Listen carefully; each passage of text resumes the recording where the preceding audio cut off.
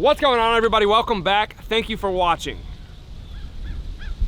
I got a 37 millimeter. Yes, this is the TAC 79 37 millimeter launcher from Ordnance Group. And I also want to shout out Rost, that's R-O-S-T, Armament. They were very helpful in getting me this thing, and it wasn't easy. We had some major shipping problems, and it took probably a month longer than it should have for this thing to come in. So I appreciate all the help from them. Their slogan is, "We sell things your wife will not approve of." So you know it's awesome. The 37 millimeter is kind of interesting because these are actually not technically firearms, meaning you don't have to go through all the legal stuff that you do when buying a gun, and they can ship them right to your front door. So this was a standard artillery caliber in World War I and World War II, I believe. I think now it's mainly 40 millimeter.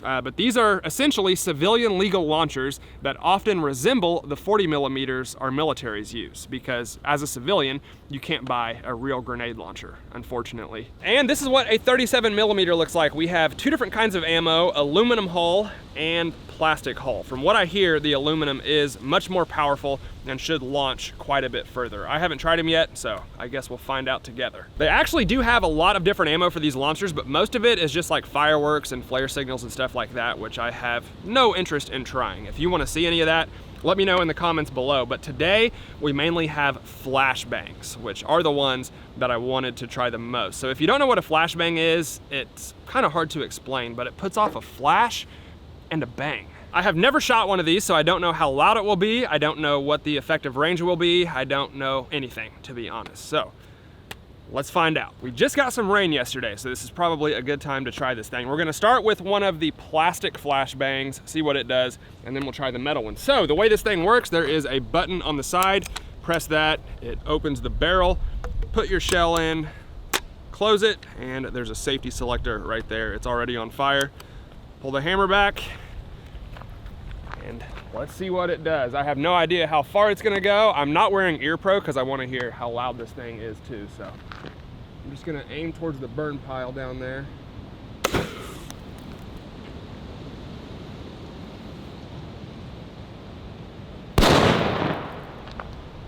That did not go but 10 feet in front of me. And it was loud.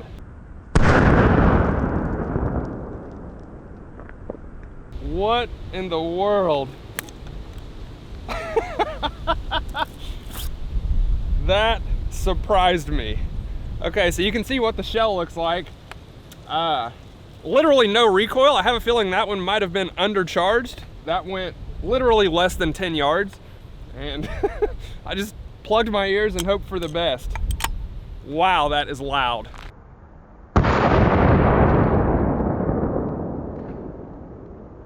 Let's try another one. I have a feeling it's supposed to go a little bit further than that. But what do I know? They're not going very far. Here it goes. God dang. Dude, that is a legitimate flashbang about 10 to 15 feet away from me.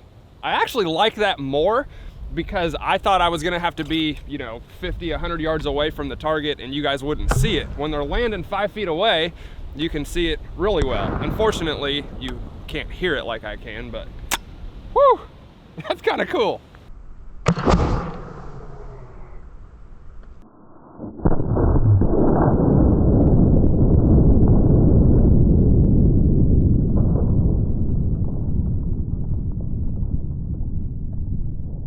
All right, now we have one of the metal ones. These are aluminum shells, and I believe he said these are more powerful and it should go quite a bit further, so let's see.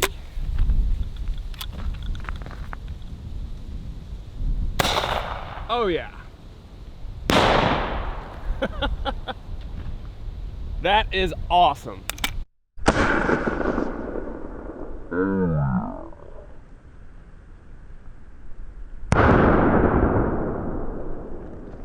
So that one probably went at least 40 yards, and I didn't even have it angled up very much. If I did, I'm sure it would have went even further. But a significant difference from the plastic shell. for sure. Okay, so if I'm being honest, the more I think about this, the more I like that it's not going very far, because it just opens the door for all sorts of uses with this thing. Number one, you could use it just like a regular flashbang without blowing a hole through the wall, because it's not going much faster than a handheld one that you would throw. And you could prank your wife. Wait till she's on the toilet, pop one in the bathroom, close the door, and then get the heck out of there before she beats you to death. And don't tell her you heard that from me. Aside from the lifelong permanent hearing damage that she would sustain from that, it would be kind of funny. All right, I'm gonna try to point it up more vertically and see what happens. We only have a few of the metal shells, so I'm gonna try this with another plastic one. I still think these are supposed to be going further than they are, but let's see what happens. That is so weird. God!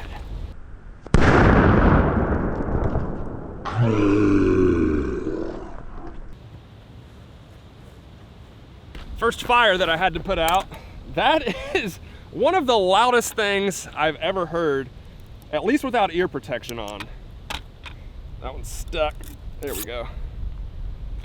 Man, that is intense. And one more thing I want to say is those plastic shells were hand loaded by my buddy, and he probably just didn't put enough propellant in them. So if you go online and buy some, they should go quite a bit further than that. So one thing I want to try is to get an air burst. So we're going to use the black aluminum shells since they appear to be going 10 times further. I'm going to aim it straight up in the air and see if we can get it to go off before it lands back on the ground.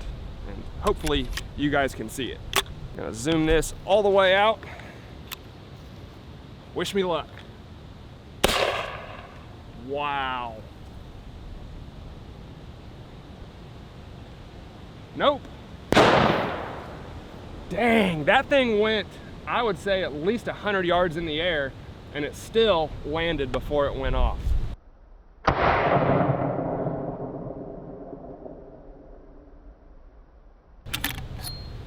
So with the 37mm, there is an internal fuse that dictates the length of time between when you fire it and when it goes off. Probably different than a real grenade, but similar concept, and you can make them as short as you want. Apparently, that one had a pretty good fuse on it because it went at least 100 yards straight up into the air and still landed 2 or 3 seconds before it went off. So those metal ones are freaking awesome. So like I said earlier, the one I went with is called the TAC 79. It was probably the most modern looking one that I saw, and I think I paid about $700 for it. And right off the bat, I'll just go ahead and tell you, it cannot cost more than like $100 to make these things. There's literally nothing to it, but because it's so fun, I do think it's well worth the price tag, and I see why they charge the amount that they do. There were several to choose from. One of them that I came really close to getting was called the Thumper. It had like wood furniture, and it looked just like the 40mm Thumpers from back in the day. I think it was a little bit more expensive, but it looked pretty dang cool if that's what you're into. And I want to clarify one more time for YouTube, this is not a real grenade launcher. It's not even a firearm. It's a signal launcher and kind of a toy for normies like us to LARP with and pretend that we are using a grenade launcher. So this video is for entertainment purposes, and these things are 100% legal. Well, initially I wanted to try and hit some targets with these things, but I don't think that's going to be as easy as I thought it would. But we're going to give it a shot anyway. We have a rubber dummy bad guy with his watermelon homies creeping up on us in the burn pile there, and we have one of the black metal shells left. So we're gonna see if we can hit him from about 50 yards away. We're gonna miss. I'm gonna put the dot right above his head and see where it goes at about 50 yards. A little short.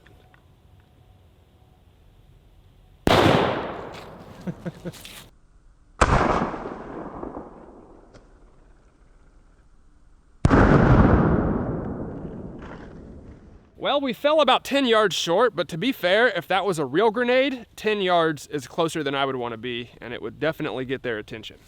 And you can see where it landed right there, took a little chunk out of the ground, and there is our intended target about 10 yards away. So even if we did get it closer, it still wouldn't have done any damage. I just wanted to see how close we could get with little to no experience on this thing.